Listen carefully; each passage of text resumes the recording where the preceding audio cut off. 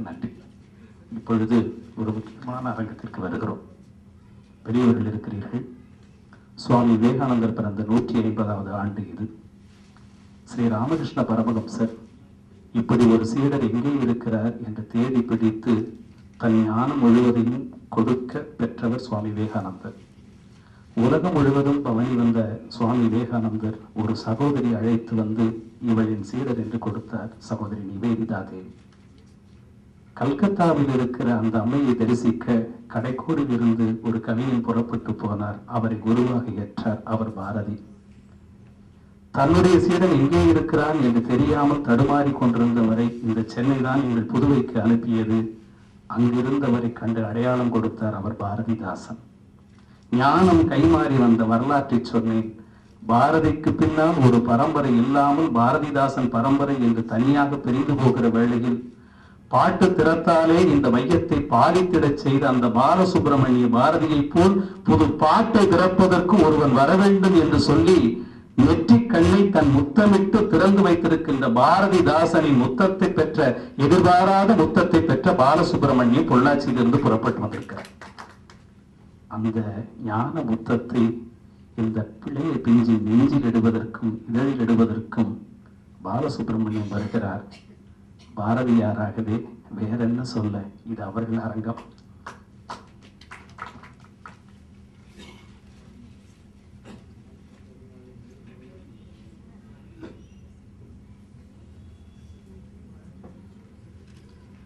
பேரன்புக்கும்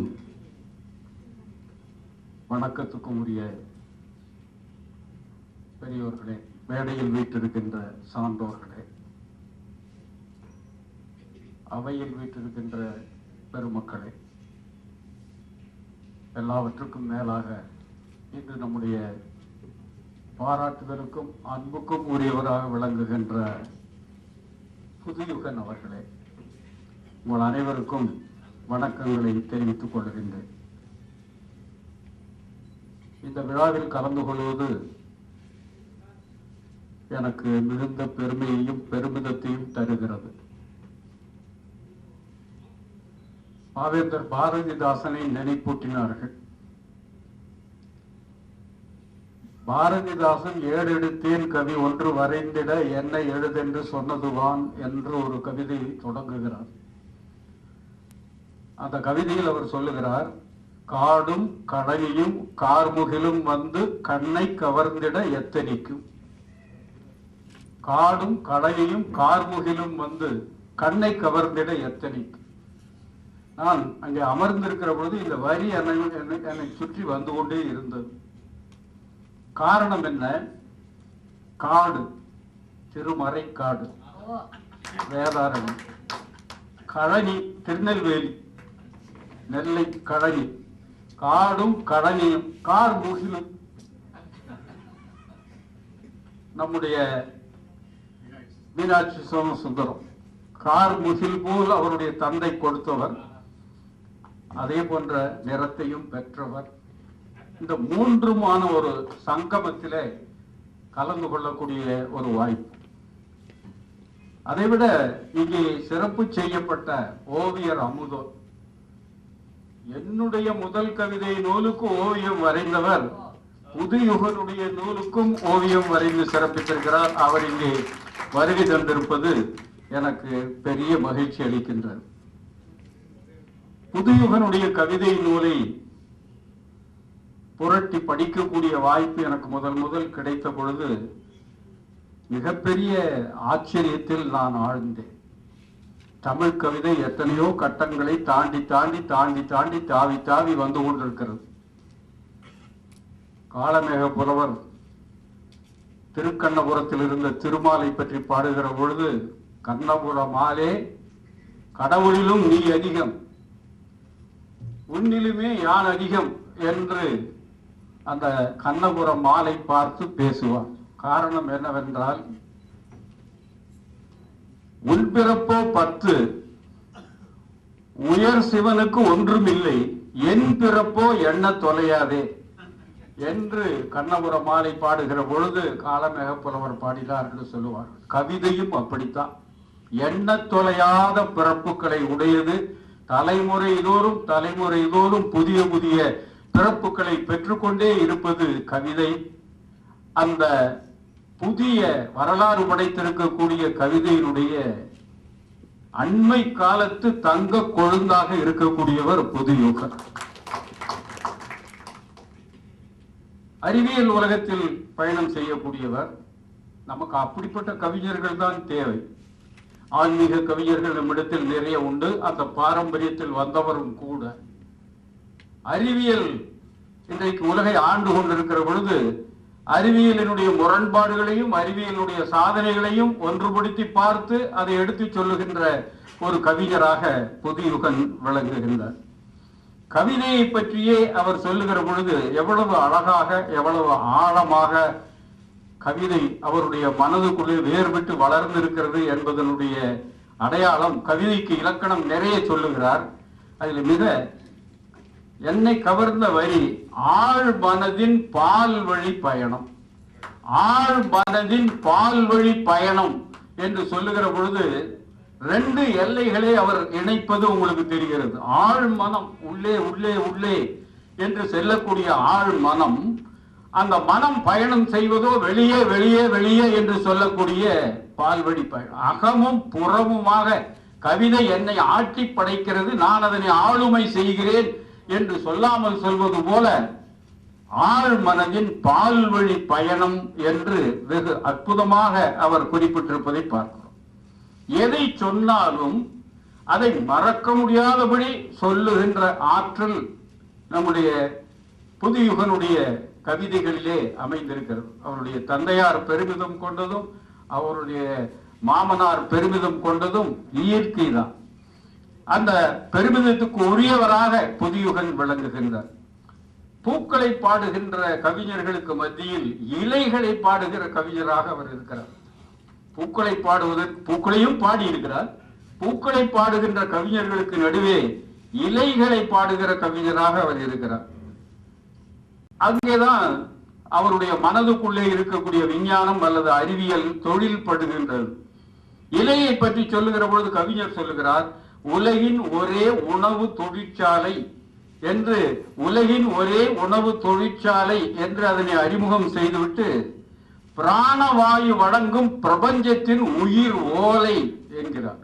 தொழிற்சாலை மட்டுமல்ல, பிராணவாயு வழங்கும் பிரபஞ்சத்தின் உயிர் ஓலை என்றும் இலையை அவர் சிறப்பித்திருப்பதை பார்க்கிறோம். அப்படியானால் பூவை எப்படி அவர் வர்ணிப்பார்? சொல்ல முடியுமா? பூவை, இலையையே இப்படி வர்ணிக்கக்கூடியவர் பூவை எப்படி சொல்லுவார்? மிக அழகாக சொல்லுகிறார், படைத்தவனின் தேன் நிலவு நாட்களில் உருவான படைப்பா. படைப்பவனின் தேன் நிலவு நாட்களில் உருவான படைப்பா. சாளரத்தை திறந்து பாருங்கள், அங்கே கீதோபதேசம் செய்து கொண்டிருக்கின்றன பூக்கள் என்று. சாளரத்தை திறந்து பார்த்தீர்களானால் கீதோபதேசம் செய்து கொண்டிருக்கின்றன பூக்கள் என்று பூக்களை, இலைகளை, உலகத்தின் இயற்கையை எல்லாம் மிக அற்புதமாக சித்தரிக்கின்றார். மனிதர்களை உள்ளும் புறமுமாக ஊடுருவி பார்க்கின்ற கவிதை அவருடைய கவிதை என்று சொன்னேன். மனிதர்களை அப்படி பார்க்கின்ற காரணத்தினால் மனிதர்களினுடைய முகங்களை பார்க்கிறார். முகங்களை பார்க்கிற பொழுது முகங்களுக்கு மேலே முகமூடிகள் இருப்பதையும் பார்க்கிறார். நேரத்துக்கு ஏற்ற முகமூடிகளை அணிந்து கொண்டே இருக்கிறார். இரக்கம் மிகுந்த, பரிவு மிகுந்த முகமூடி, அன்பு மிகுந்த முகமூடி என்று மனிதர்கள் மாற்றி மாற்றி முகமூடிகளை அணிந்து கொண்டே இருப்பதை பார்க்கிறார். ஏன் இந்த முகமூடிகள் அதிகரித்து விட்டன? முகங்கள் அரிதாகி போனதனால் முகமூடிகள் மலிந்தன. முகங்கள் அரிதாகி போனதனால் முகமூடிகள் மலிந்தன. இந்திய ஜனநாயகத்தை பற்றி சொல்லுகிற பொழுது இந்திய யானை எவ்வளவு கம்பீரமானது, அந்த யானை எப்பேற்பட்ட ஆற்றல் உடையது யானை. ஆனால் இந்திய ஜனநாயகம் என்பது ₹1 சலாம் போட்டு பிச்சை எடுக்கிற யானையாக இருக்கிறது. ₹1 சலாம் போட்டு பிச்சை எடுக்கிற யானையாக இருக்கிறது என்று அவர் சித்தரிப்பதை பார்க்கிறோம். வாழ்வின் ஆழங்களுக்குள் பாய்ந்து அதற்குள் இருக்கக்கூடிய தத்துவ முத்துக்களை எடுக்கக்கூடிய ஆற்றலும் புதியவரிடத்திலே இருக்கிறது. ஒரு இடத்திலே அவர் சொல்லுகிறார், நன்றாக ஆழமாக சிந்தித்து பார்க்க வேண்டிய வரி அது.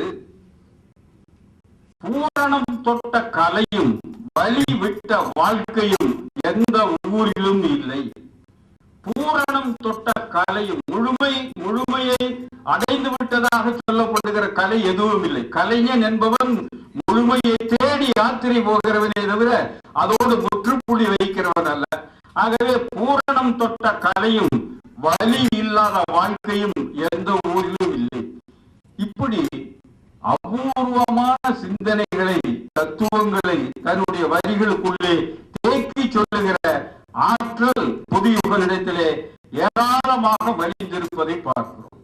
இங்கே 2 நூல்கள் வெளியிடுவதாக சொல்லியிருக்கிறார். உண்மையில் இது ஒரே நூல் தான். கதவில்லாத கருவூலம் என்றாலும் அது வானத்தை தான் குறிக்கும். மடித்து வைத்த வானம் என்றாலும் அது வானத்தை தான் குறிக்கும். வானம் இவருக்கு எல்லையில்லாத செய்திகளை எல்லாம் தந்து கொண்டிருக்கக்கூடிய ஒரு எல்லையற்ற வானம், எல்லையற்ற சிந்தனையினுடைய அடையாளமாக இவருக்கு விளங்குவதை நாம் பார்க்கிறோம். அபூர்வமான ஒரு திறமை இவரிடத்திலே இருக்கின்ற காரணத்தினால்தான் எனக்கு இந்த கவிதையை படிக்கிற பொழுதெல்லாம் ஆச்சரியமாக போயிற்று. எத்தகைய அரிய செய்திகளை எல்லாம் இவருடைய நூல்கள் தேக்கி வைத்திருக்கின்றன என்பதை பார்க்கிற பொழுது மிகுந்த ஆச்சரியமாக போயிற்று. இவருடைய கடவுள் இல்லாத கருவூலம், அதிலே இருக்கிற முதல் கவிதையை பற்றி இங்கே அவருடைய தந்தையாரும் பேசினார்.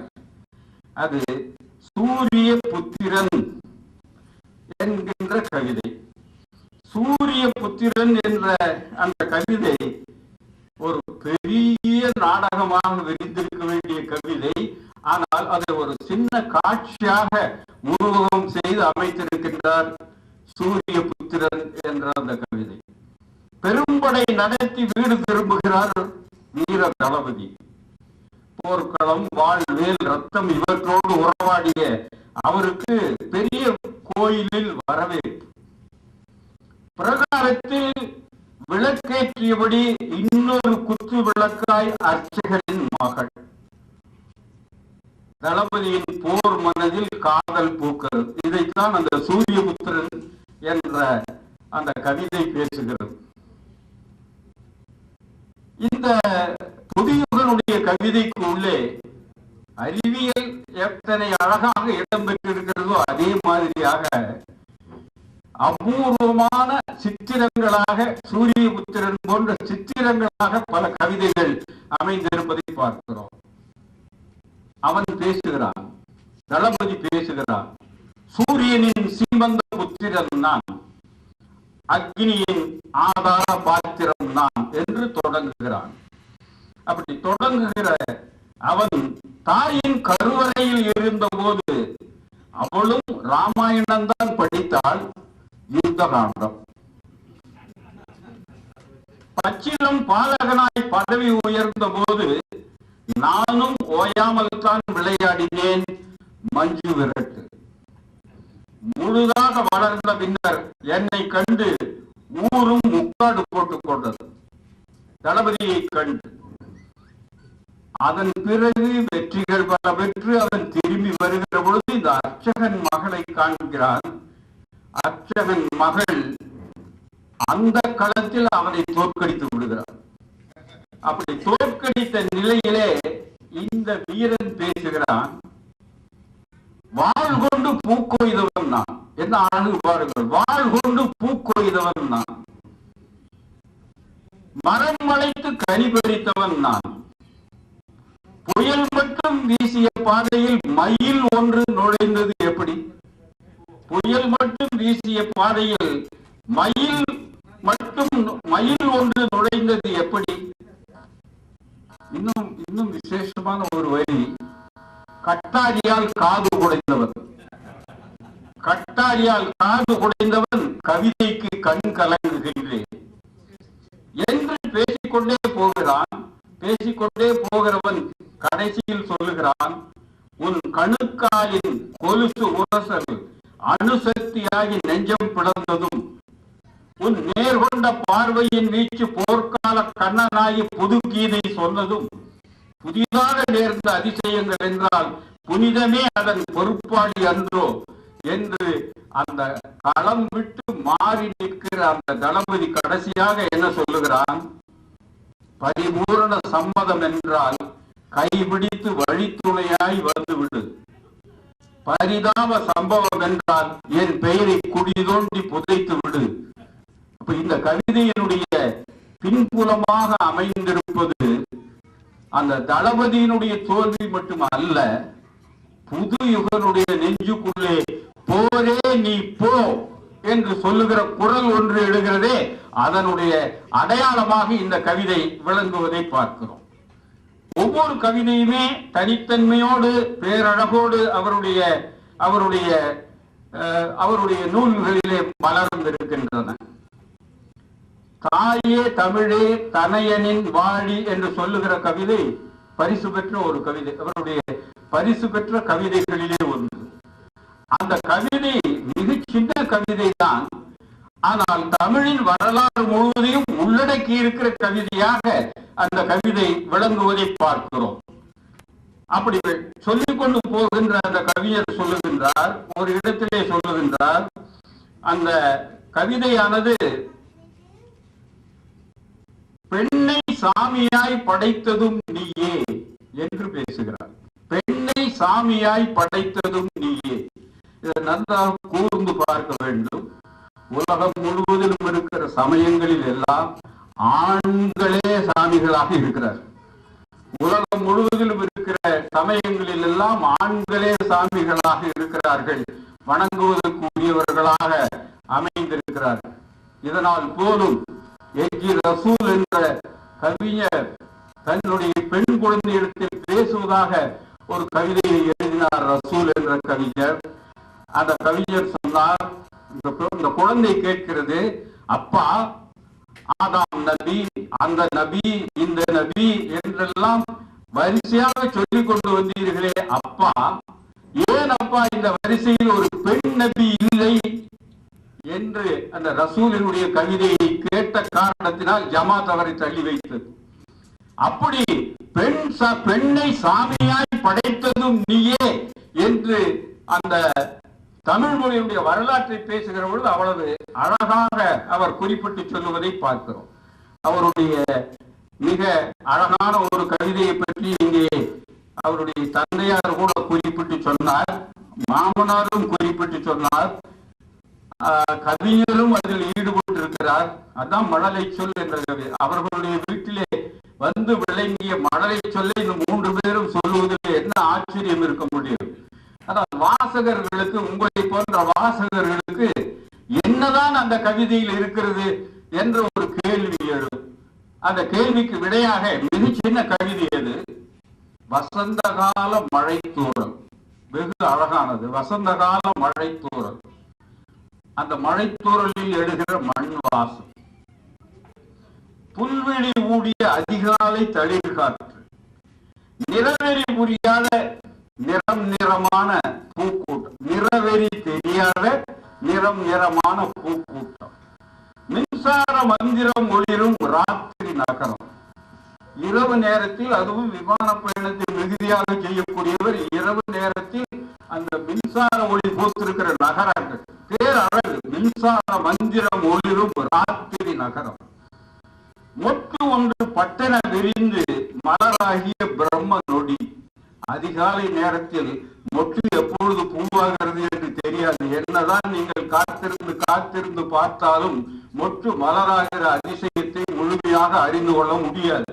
மொட்டு ஒன்று பட்டென விரிந்து மலராகிய பிரம்ம நொடி. அதிகாலை பொழுதை பிரம்ம முகூர்த்தம் என்று சொல்லுவார்கள்.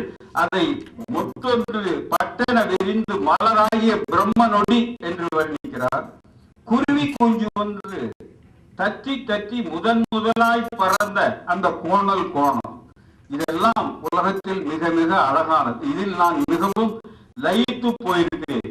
இந்த விடுமுறைக்கு நான் வந்தபோது இதையெல்லாம் பார்த்து ரசித்து, குருவி குஞ்சை பார்த்து, வசந்த கால மழை தூறலை பார்த்து, அந்த மண் வாசனையை நுகர்ந்து தளிர்காற்றில் இனம் புரியாத சுகத்தை அனுபவித்து நிறவெறி அறியாத அந்த பல்வேறு நிறங்களுடைய மலர் கூட்டத்தை அனுபவித்து குருவி குஞ்சு ஒன்று தத்தி தத்தி முதலாய் பறந்த கோணத்தில் ஈடுபட்டிருந்தேன். இந்த விடுமுறையில் இவையெல்லாம் ரசித்தேன். என் மகள் பேசாதிருந்த நேரங்களில் இவைகளை நான் ரசித்தேன் என்று சொல்வதன் மூலமாக தன்னுடைய மகளை பற்றிய அருமையான நினைவுகளை பகிர்ந்து கொள்கிறார். அதனால் தான் பேத்தியை நினைத்து இந்த ரெண்டு உள்ளங்களும் அந்த கவிதையை சொல்லாமல் சொல்லி மகிழ்ந்த அழகை நாம் பார்க்கிறோம். இங்கே கதவில்லாத கருவூலம் என்றும் மடித்து வைத்த வானம் என்றும் வானத்தை அவர் வர்ணித்து பேசுகிறாரே, அந்த வானத்தை பற்றி நிறைய பேர் எழுதியிருக்கிறார். நிறைய அழகுகளோடு வானத்தை பற்றி வர்ணித்தவர்கள் இருக்கிறார்கள். அந்த வானத்தை பற்றி பேசுகிற அவருடைய பேச்சிலே ஒன்று சொல்லுகிறார், அதை தான் கதவுகள் இல்லாத கருவூலமே என்று வானத்தை அழைக்கிறார். அந்த வானத்தை அழைத்து உனக்கும் எனக்குமான பந்தம் என்ன? அனைவருக்கும் அன்பை அள்ளி அள்ளி கொடுப்பதால் நீ என் அன்னை. இரண்டற்ற ஒற்றை பொருளாய் நின்று அத்வைதம் போதிப்பதால் நீ என் ஆசான். பிரம்மாண்டம் காட்டி என் பணிவை கூட்டுவதால் நீ இறைவன். பேரின்பம் எட்டாத சிற்றின்பர்களுக்கும் எளிதில் எட்டும் பரவச அனுபவம் வழங்குவதால் நீ பரவசம் என்றெல்லாம் அதனை வர்ணித்து பேசுகிறவர். அந்த வானத்தின் எல்லை தாண்டி போக போக மறுபடியும் ஒரு தத்துவத்தை நோக்கி நகர்கிறார். நீ முடிவா முடிவற்ற மூலமா என்ற கேள்விக்கு வருகிறார். நீ முடிவா அல்லது முடிவற்ற மூலமா? ஒரு விஞ்ஞானி சிந்திக்க சிந்திக்க பொருள்களினுடைய மூலத்தை தேடி தேடி தேடி தேடி போக போக வானம் விரிகிறது. அந்த வானம் ஒரு நாள் எப்படிப்பட்ட விரிவையும் இல்லாத ஒரு பொருளாக இருந்தது. அது முடிவாக இருந்தது. பின்னர் அது மூலமாக மாறிற்று என்று சொல்லுகிற அந்த தத்துவங்களை எல்லாம் இந்த வானம் என்ற கவிதை தனக்குள்ளே மறைத்து வைத்திருக்கக்கூடிய அழகை நாம் பார்க்கிறோம். செம்மொழி தமிழ் என்று ஒரு கட்டுரை என்று ஒரு கவிதை. அந்த செம்மொழி தமிழ் என்ற கவிதை பக்கம் முழுவதும் ஒன்றும் இல்லை, ஒரே ஒரு ஆச்சரியக்குறி மாத்திரம் இருக்கிறது. செம்மொழி தமிழ் என்று ஒரு ஆச்சரியக்குறி போட்டிருக்கிறது. அந்த ஆச்சரியக்குறி ஒவ்வொருத்தருக்கும் ஒவ்வொரு பொருளை தரக்கூடியதாக இருக்கிறது. செம்மொழி தமிழ் என்ன ஆயிற்று, என்ன ஆகுமோ என்றெல்லாம் கேட்கிற கேள்விகளுக்கு அடையாளமாக செம்மொழி தமிழ் என்ற கவிதையிலே ஒரு ஆச்சரியக்குறி கொஞ்சம் வளைந்திருக்கிறது. கேள்விக்குறி மாதிரி கூட அதை எடுத்துக்கொள்ளலாம். என்ன ஆக போகிறது இந்த செம்மொழி தமிழ் என்று கேட்கிற கேள்வி போலவும் அது அமைந்திருப்பதை நாம் பார்க்கிறோம். இப்படி வகை வகையான கவிதைகளை எல்லாம் சொல்லிக்கொண்டே போகின்ற நம்முடைய கவிஞர் நயாகராவை பற்றி எழுதியிருக்கக்கூடிய வரிகளை இங்கே சுட்டி காட்டினார்கள். நயாகராவை எல்லாரும் பார்த்திருக்க மாட்டேன், இங்க இருக்கக்கூடிய சிலர் பார்த்திருக்கிறோம் கூடும். அந்த பெருவெள்ளத்தினுடைய பாய்ச்சலை நானும் பார்த்தேன். எப்படியாவது இதை கவிதைக்குள் கொண்டு வர வேண்டுமே என்று நினைத்தேனே தவிர அந்த நினைப்பு தோற்று போனது. நயாகராவிடத்திலே அந்த சிந்தனையானது தோற்று போயிட்டு நயாகரா என்னை தோற்கடித்து விட்டது. ஆனால் புதுயுகன் நயாகராவை தோற்கடித்து விடுகிறார். தன்னுடைய கவிதையின் மூலமாக புதுயுகன் நயாகராவை தோற்கடித்து விடுகிறார். அது தொடக்கமே கம்பீரமாக இருப்பதை பார்க்கிறோம். மண்ணில் வழிந்த வானம் பல வர்ணனைகள்.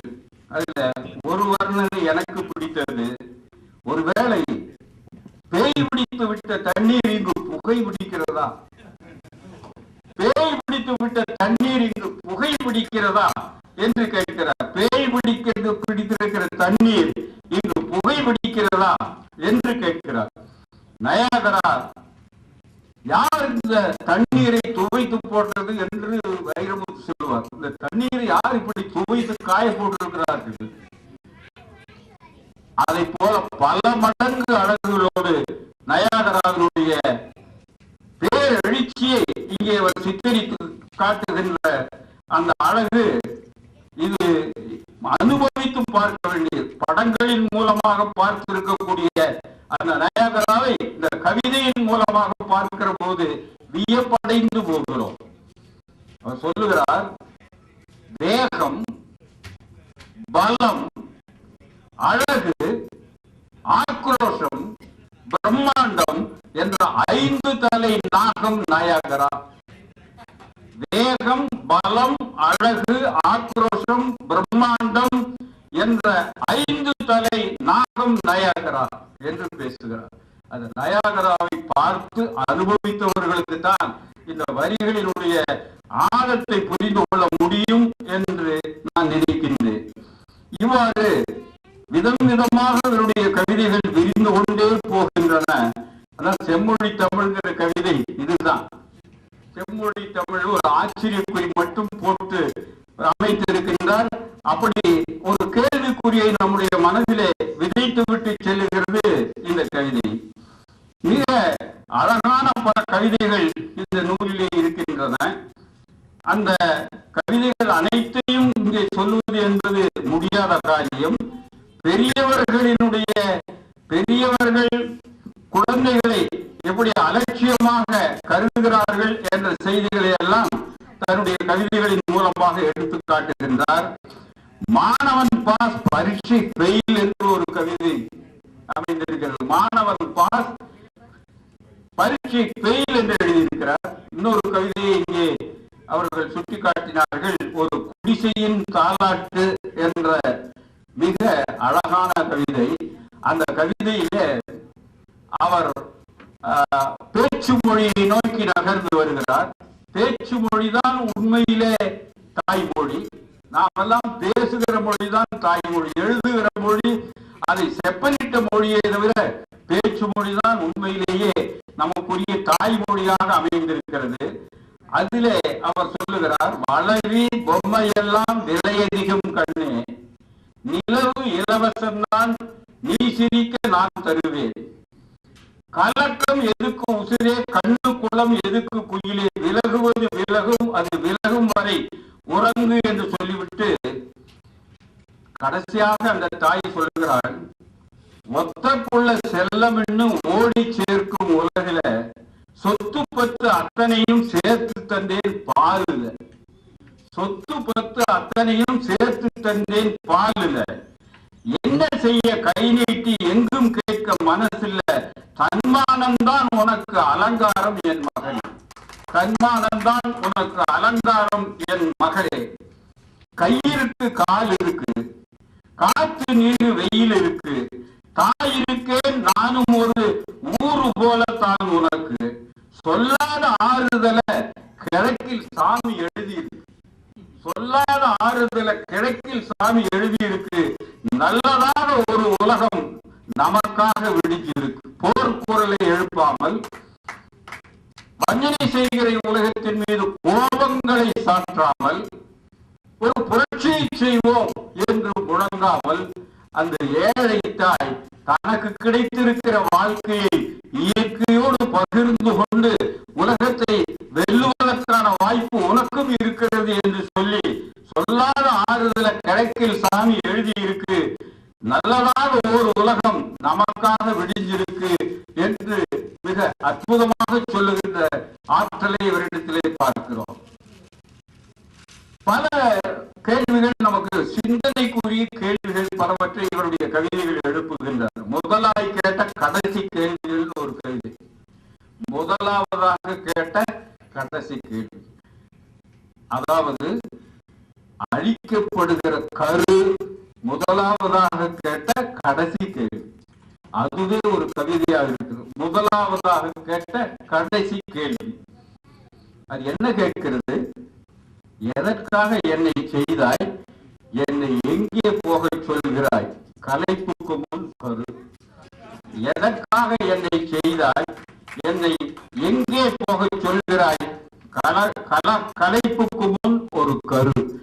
இன்னொரு அழகான கவிதையை நான் இங்க சொல்ல வேண்டிய இந்த பக்கங்களிலிருந்து எனக்கு கிடைக்கவில்லை. அந்த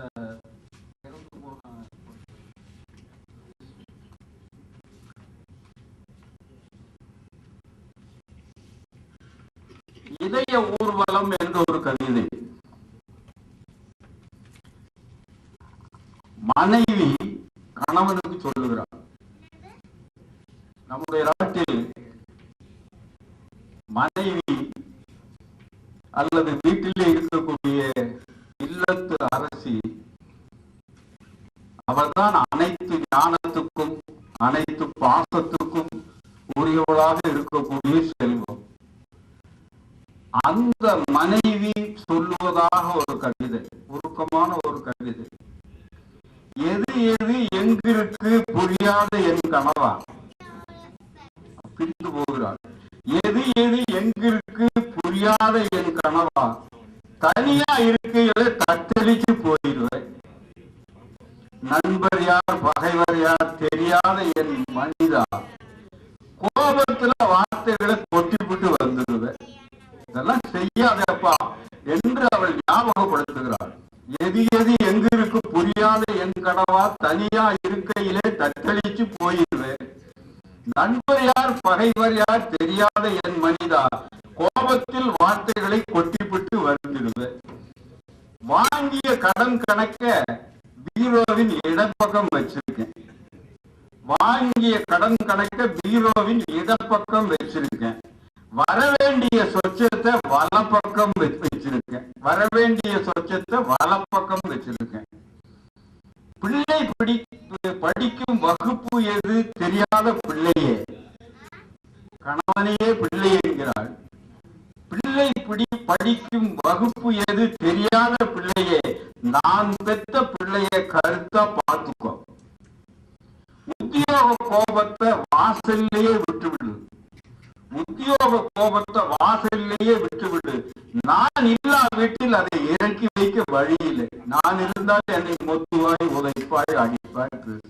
நான் இல்லையே, அதை இறக்கி வைக்க வேறு இடம் இல்லை.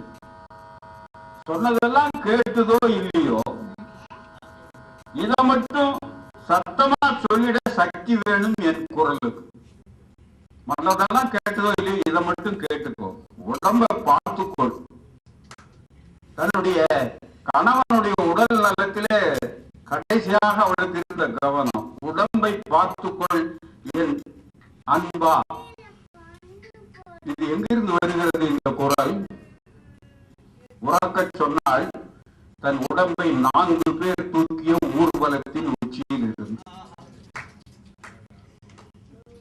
சிந்திக்க சிந்திக்க புதியவருடைய கவிதைகள் மனித மனதினுடைய ஆழங்களை சென்று வருடுகின்றன.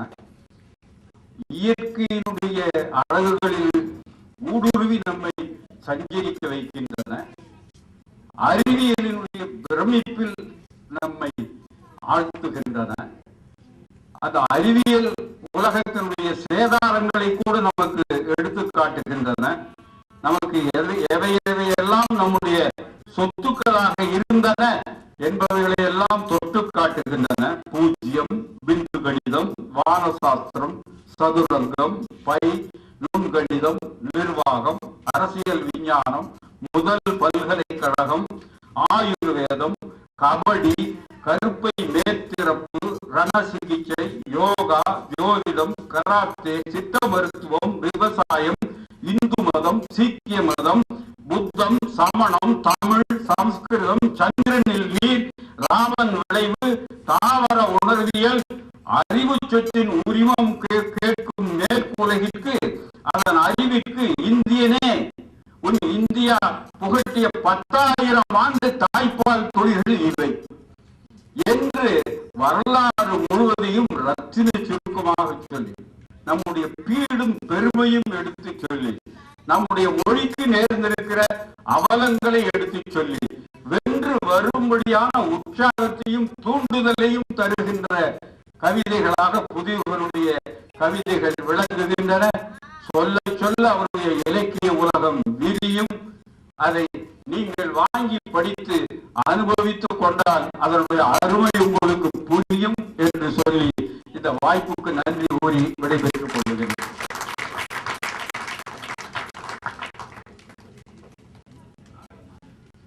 கதவே இல்லாத கருமூலத்தை பூட்டவே பூட்டாத பூட்டிற்கு தேவையா சாவி? ஆனால் ஆதி எது அந்தம் எது என்று கண்டுபிடிக்க முடியாமல் மூடி மடித்து வைத்த வானத்தை விரிப்பதற்கு நுனி எது என்று தெரியாதல்லவா? எனவே அந்த